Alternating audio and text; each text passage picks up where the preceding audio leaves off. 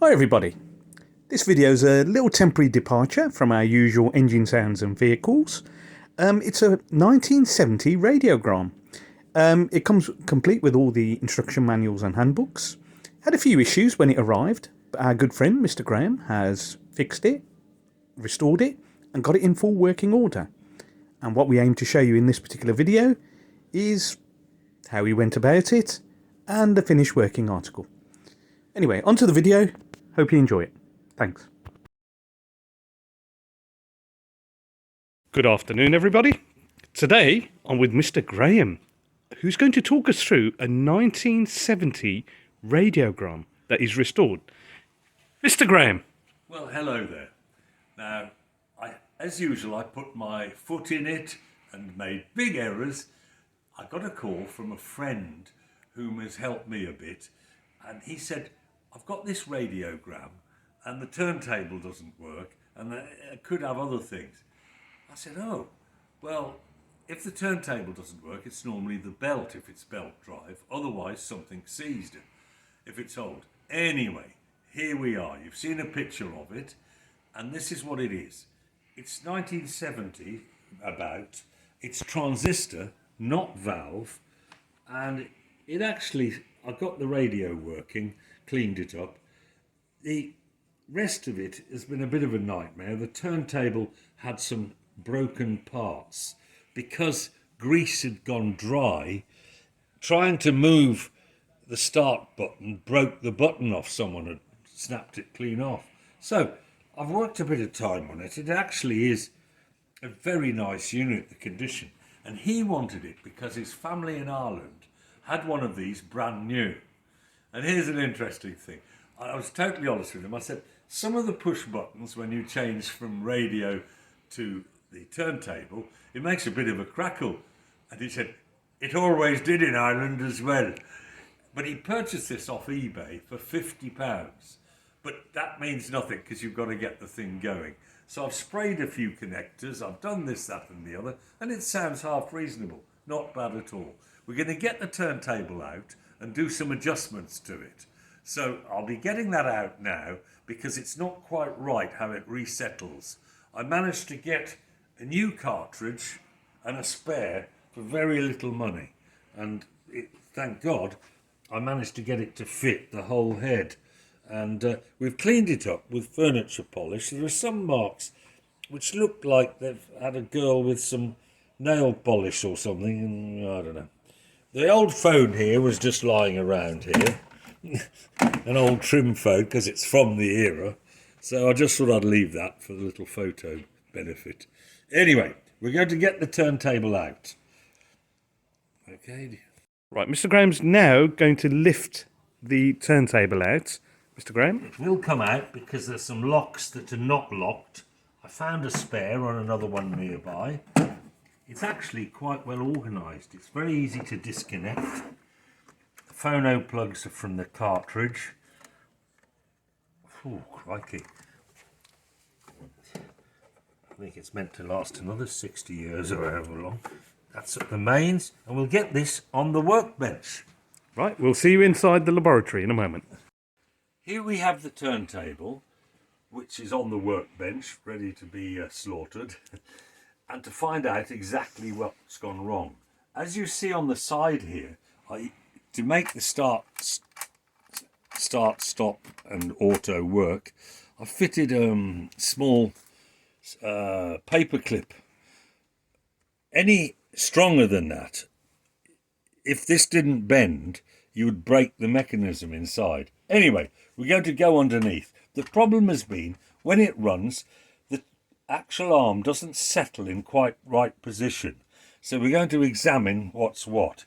I have renovated this and re-greased it and oiled it. I didn't take it completely apart, but quite extensively it's been apart.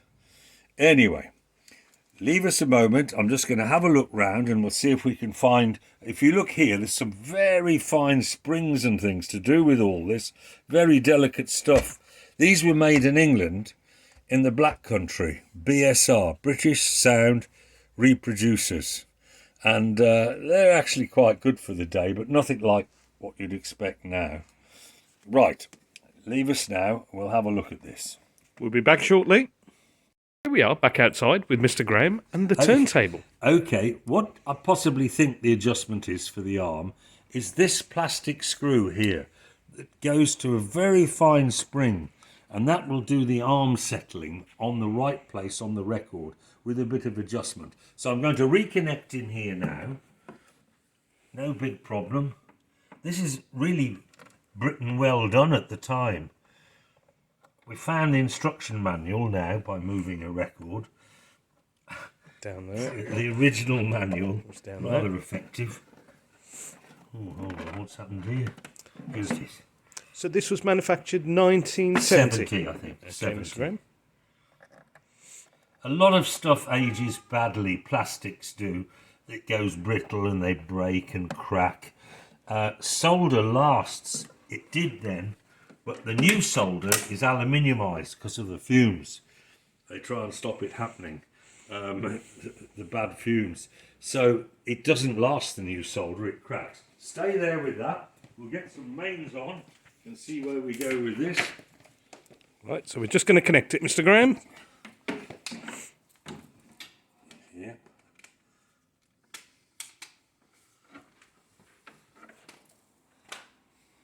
Right.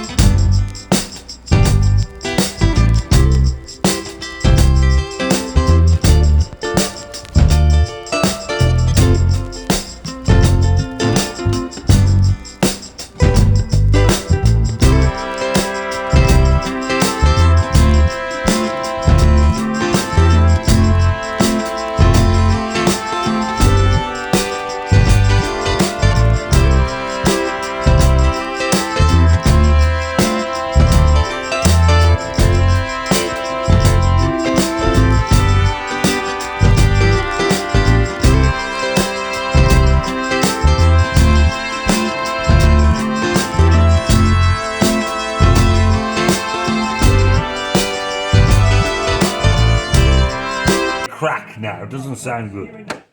Oh, it was all right this time. Right, let's have a look what happens here. Oh, hold on. Right.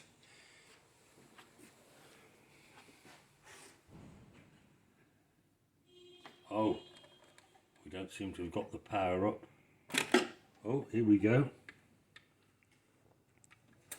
Now, that's gonna, oh. The moment of truth. Yeah, it was nearly right, but I actually want to be sure of that. So, Just needs another slight adjustment, doesn't it? we'll try it.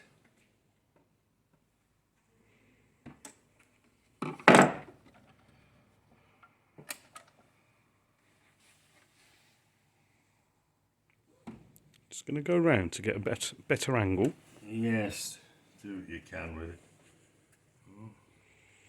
Hold on.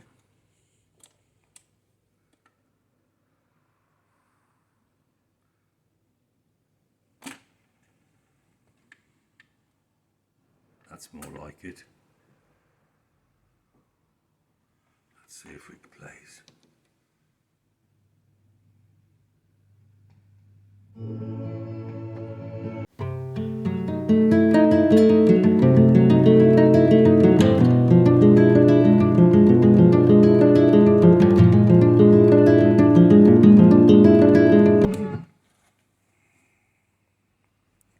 May we have another little demo, sir?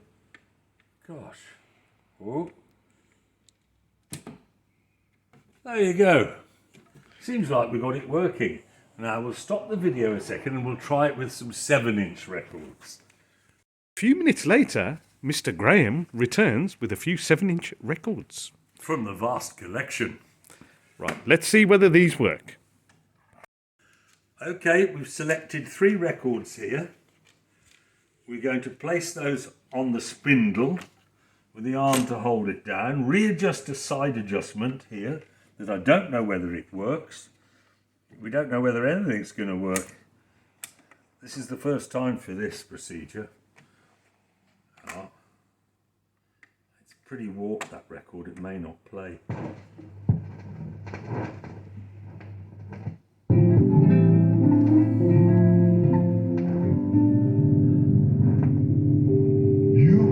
Oh, hold on, we better go the right speed. We'll see if it lifts at the end. It does. Another record's just dropped. They can slip, by the way. Ah, that's the slip.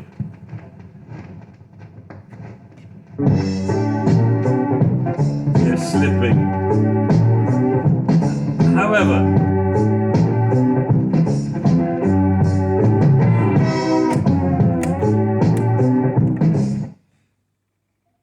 there you go. And the final one. These are warped. They've been in the sun or something. So, and they're slipping.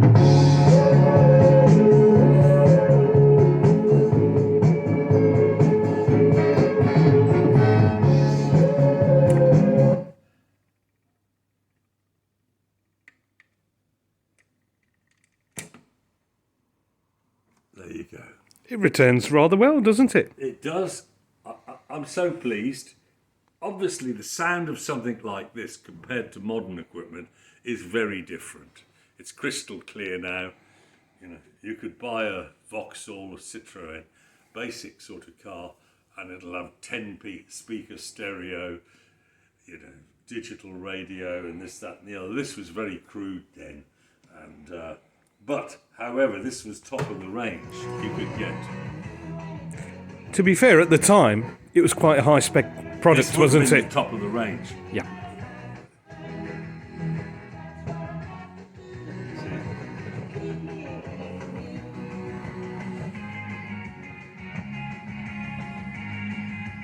Anyway, there you go.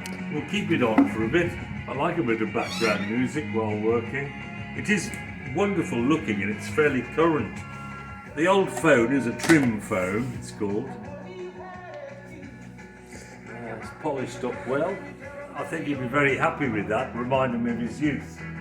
The collector also has a VW Camper, 1976, and a VW car, Beetle, one of the latter ones with the bigger engine. So he's a true collector. I'll help him.